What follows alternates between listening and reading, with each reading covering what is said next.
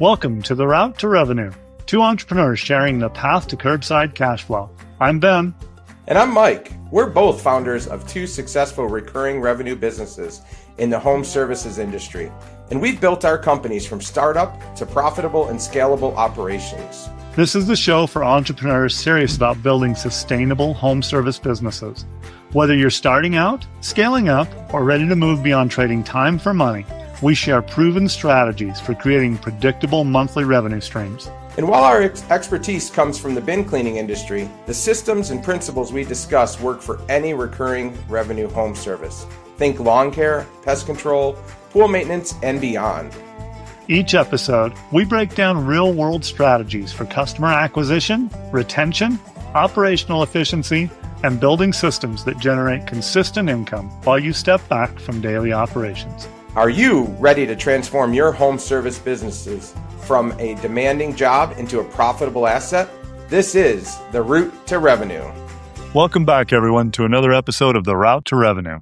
I'm Ben Magee with Green Can Cleaner, and I'm here with Mike Walker from Spiffybin.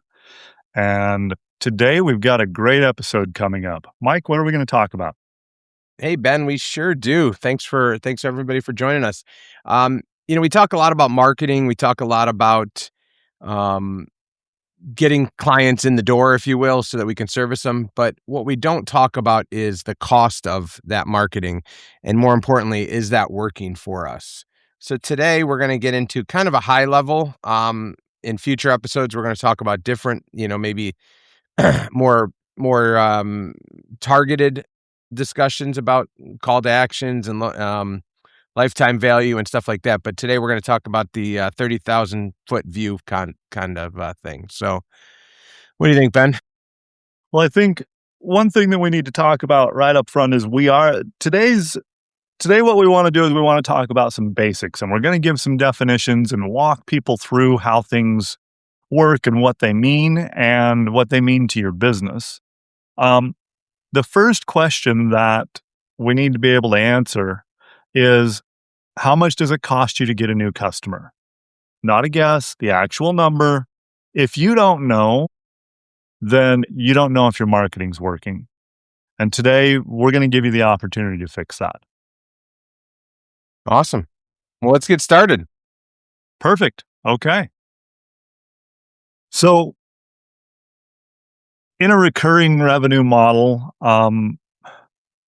obviously, in the industry that we're in, Mike, it's a recurring revenue. We tell everybody that we have a recurring revenue home service business, right? Which is actually, it's a subscription business. It's a subscription model. That's what you and I love about the subscription model. That's why we have a podcast about recurring revenue. But what makes it a subscription business? Well, obviously, they're signing up for monthly, every other month, quarterly. It's recurring. We've got their card on file. We let them know we're coming. We come, we clean their bins, and then we repeat the next month or the next quarter. Yep. They pay. We don't have to resell them, which is huge. It comes with a lot of benefits. It comes with a ton of benefits as well. You kind of wake up on the first of the month and sort of kind of know what your revenue is going to be. It's a little different than the plumber that has to wait for the leak in the basement to respond to. He doesn't know how many leaks in the basement he's getting. We kind of know in the beginning of the month, give or take, what we're going to make, top line revenue. So, yeah. So just so everyone knows, kind of I would say almost the Bible for subscription businesses is a book. What's the name of it, Mike? Automatic Customer. The Automatic Customer. And it was written by John Warlow. Yep. And we're going to reference that a lot. A lot of the information that we're going to give everyone today came out of that book.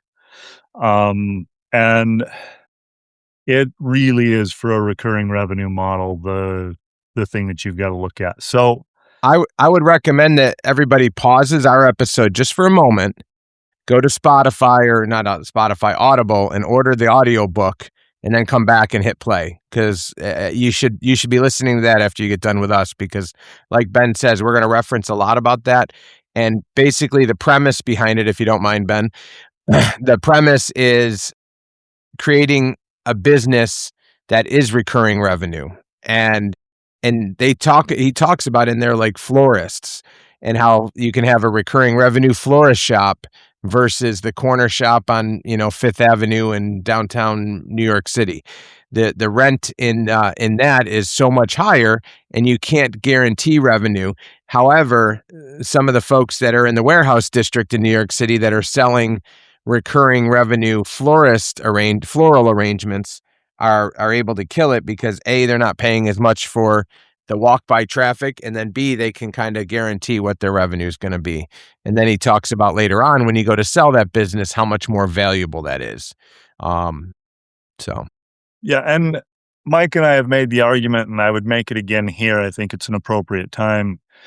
Any home service business, I mean, I think almost any business, but certainly any home service business can be a recurring revenue business or a 100%. subscription model business, depending on what definition you want. I mean, handymen have gotten into the recurring part where they'll do a, $200 a month or $250 a month handyman, subscription, and they'll come in and they'll change all your light bulbs and they'll check your air filters and they'll, I don't know, hang a picture for you, and then they move on. And, so that's common in that, well, not super common, but it can be common in that industry as well. Right. So Warlow actually says the lifeblood of your business is repeat customers. And I mean, I couldn't agree more. And I think any business, even your plumber that we keep talking about the leaks, they need leaks. And so they need repeat customers. Okay. So. And I think the reason they're so valuable is once you have them, you get rid of all the stuff we're about to talk about. You don't have to market anymore to get that customer. We've got them. So in essence, future visits are quote unquote free from the aspect of the generation of that client. We didn't spend any money the second, third, and fifth and 20th time that we've serviced them. So I think that's why he looks at it as a lifeblood. Yeah. So, I mean, and based on what you just said, I mean, the goal of my marketing certainly is not to get a customer, it's to get a subscriber. And once you reframe that and you start marketing that way, it actually changes things. So, like for us in on-demand cleaning, you and I have talked about that for most purposes, I don't even count those. Right. Because to me, that's just someone who's entered our marketing funnel.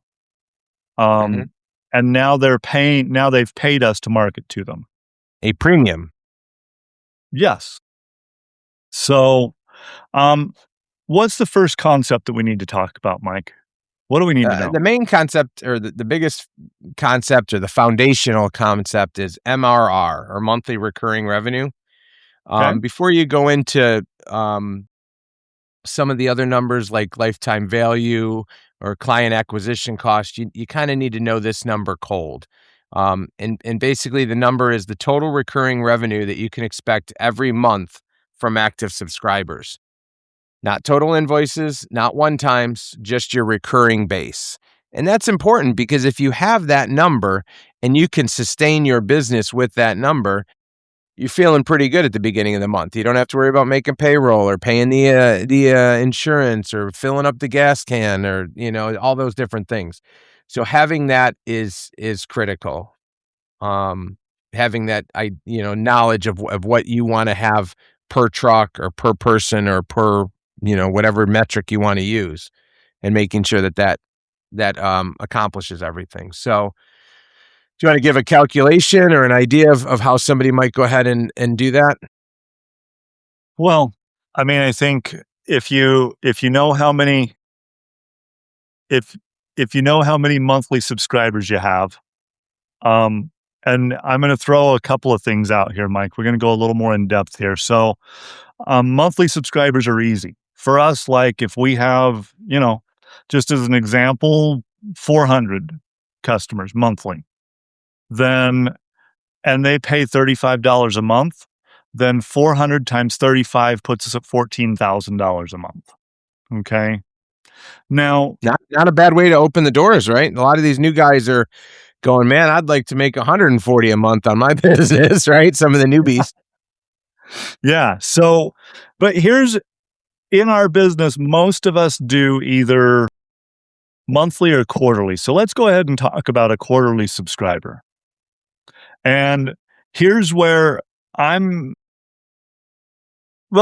let's see how this all plays out. So a quarterly subscriber, let's say that the average is $45 a month for 2 cans. Okay. Monthly's $35. So at $45 a quarter for 2 cans, that gives you an MMR because you have to take 45 and divide it by the 3 months. Your MMR is 15. So for that same 400, I got it for you. 11,000 for the 400. Sorry. 400. We didn't do that math, Ben. I didn't know where you were going We with didn't. this. Okay, so we've got 400 times 15. Okay, because it's $15 monthly instead of 45 because that's a quarterly. Okay. So 400 times 15 is 6,000. So monthly, those clients are worth 14,000. Those same 400 are worth 6,000 in MRR on a quarterly. Okay. Yes. So now once you've established that, you've got that. That's your baseline. Everything else that we do is going to be figured off of that in this episode. So, and it's good to know because it gives you, as Mike said, at the first of the month, once you know your MRR at the first of the month, you know what you can expect every month when you wake up. So, Mike, give or take. You're going to have some cards that don't work. You're going to have some cancels. You're going to have some additions, but you get, Well, and you're going to have over the course of a quarter, one month is going to be heavier than another when we're talking about those quarterly customers. So it's going to be a little bit of an up and down, but give or take, you know where you're at. So, Mike, just for our listeners, what's a realistic MRR range for a 1-truck operation versus a 2-truck operation in your experience? Yeah. So my experience, I've always said, as far as numbers go, I've always kind of leaned towards 800 to 1,200 customers, depending on your client mix, depending on how many monthlies versus how many quarterlies. From a dollar standpoint, if you took that 1,000, let's just say 1,000 was your average, right? Roughly 25-30% of those, so we'll just use 25%, are going to be monthly customers. At say an average of $32 a month, you're looking at around $8,000. That's coming in for your monthly MRR. Mike, I think we did that math was that at 32? Yeah, 32. Yep, to get 8,000. Yeah, just kind of because some people are charging 35, some people are charging 30, right. That kind of thing. And then let's say, so you had 250 clients, we'll say are accounted for there. Let's just take the other 750 and just call them quarterlies. Some people have bi-monthly, some people have biannually, but just to the average will be quarterly. So 750, and again, using that MRR, where we have to divide that by the number of months that we are servicing them, we take that $45 divided by 3 months that, every quarter that we go there, it's $15 a month. Well, that total comes out to $11,250. So if you add those two up, we're looking at roughly $19,250 in monthly recurring revenue for 1 truck. And if you extrapolate that over the whole year, 20,000, we'll call that $20,000 times 12 is 240,000, which is pretty close to the max for most folks is, around $250,000, maybe 300 if you're really stretching it. $1,000 if you've got some truck. real good route density. Yes, 100%. Yeah. So a good idea, where that becomes valuable is you're in month, whatever month you're in, it doesn't matter. And you start to look and you go, oh my gosh, we're at 17,000, we're at 16,000. Well, pretty soon you're going to want to start considering getting another truck or getting another trailer or getting whatever, and look at that, or make different decisions at that point, right? If you want to be a one truck chuck, you can do that, and you can, then decide, do I want to narrow my focus so that I can put more stops on there, or do I want to add that other truck? What's your next goal? But it lets you know that at that point you have to do some planning. Yes. Yep. Okay. So now that we've got MRR, let's talk about customer acquisition cost. Mm-hmm. So that's actually the answer to the question that I asked at first. What does it actually cost you to get a new client? And it's a simple formula. It's total sales and marketing spend divided by the number of new customers acquired in the same period. So if you take a month, and remember, you've got to account for your time is worth something in marketing. A lot of us don't account for any time in marketing.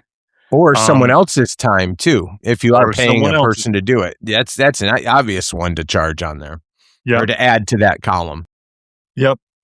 And a lot of us don't think about the yard sign cost, the sticker cost, the door hanger Flyer. cost, the flyer, the direct you can, mail.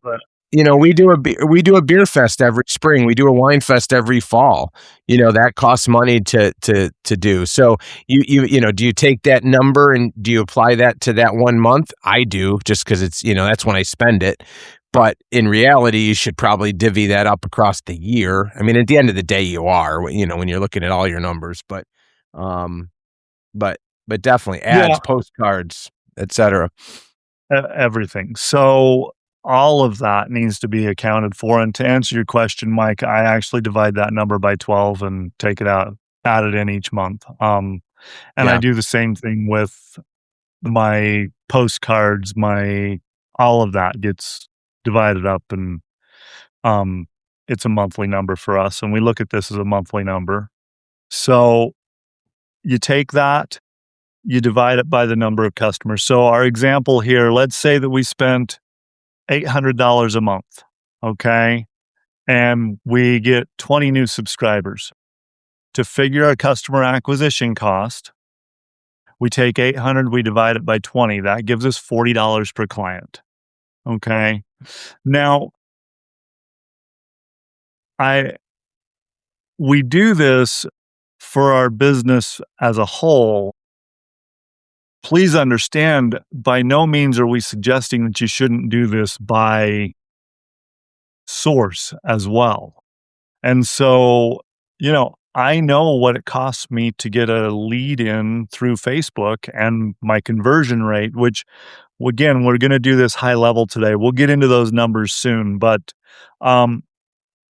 I know what a lead costs me on Facebook, and I know what my conversion rate is. And so then I know what my actual client acquisition cost is in Facebook.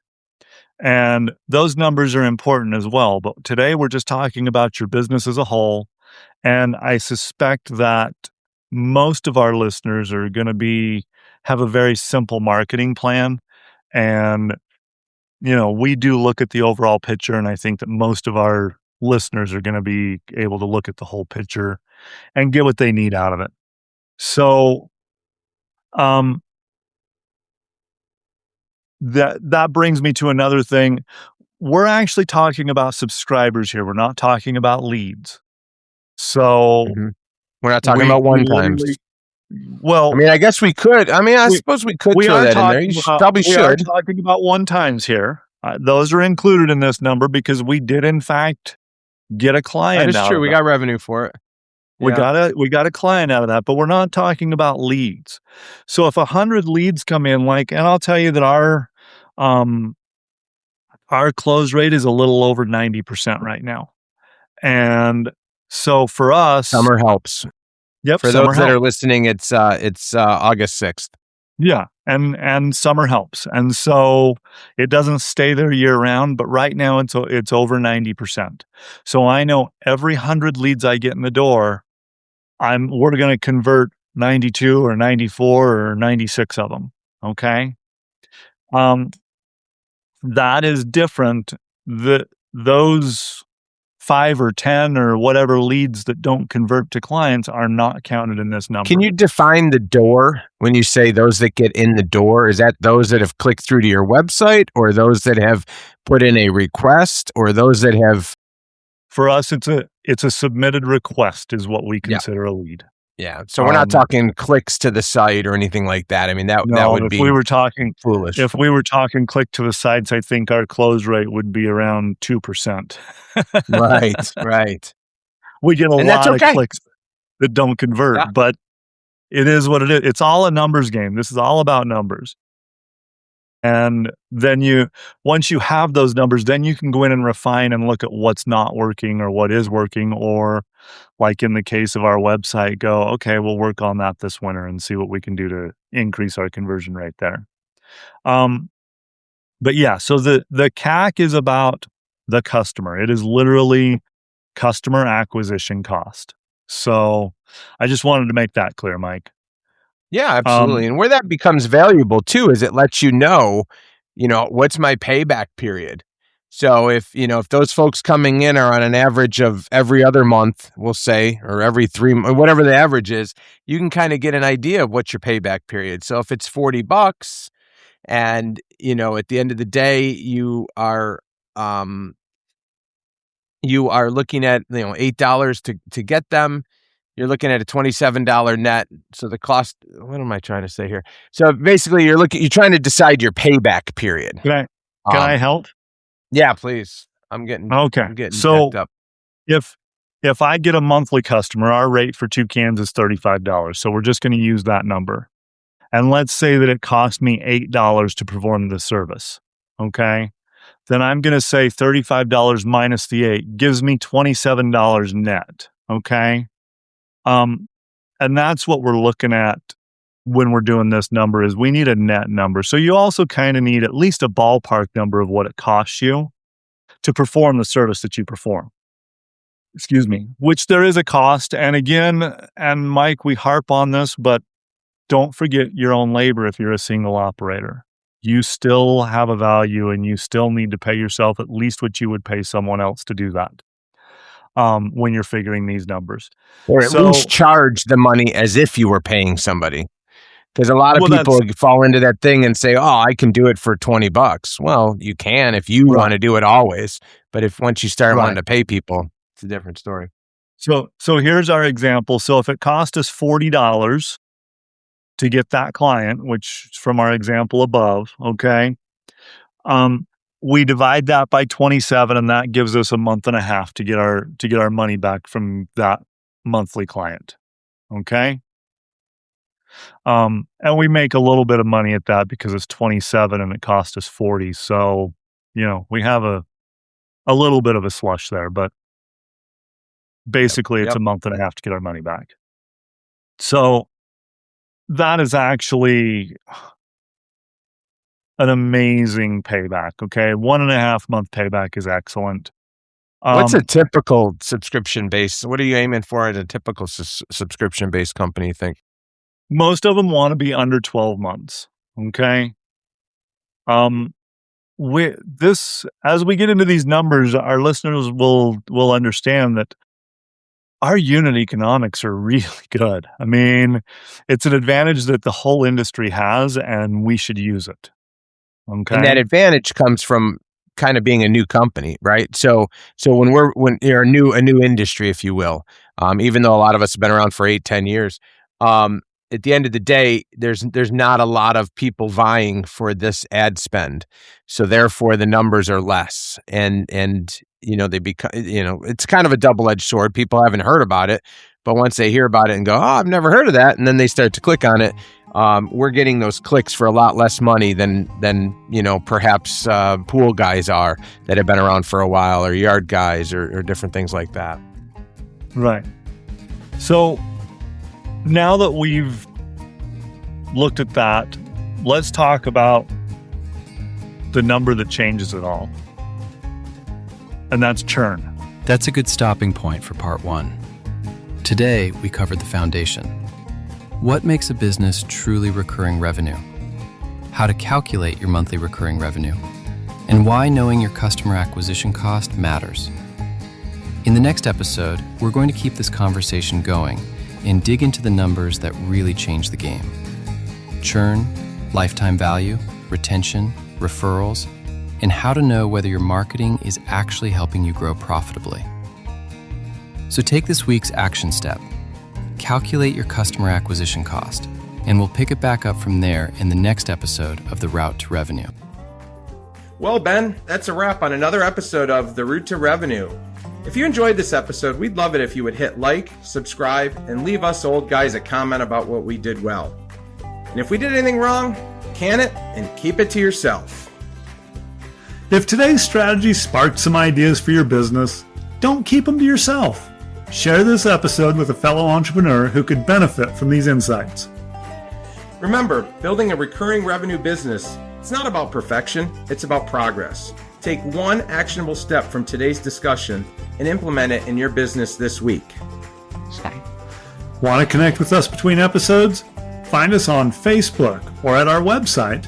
We'd love to hear how you're applying these concepts in your own home service business.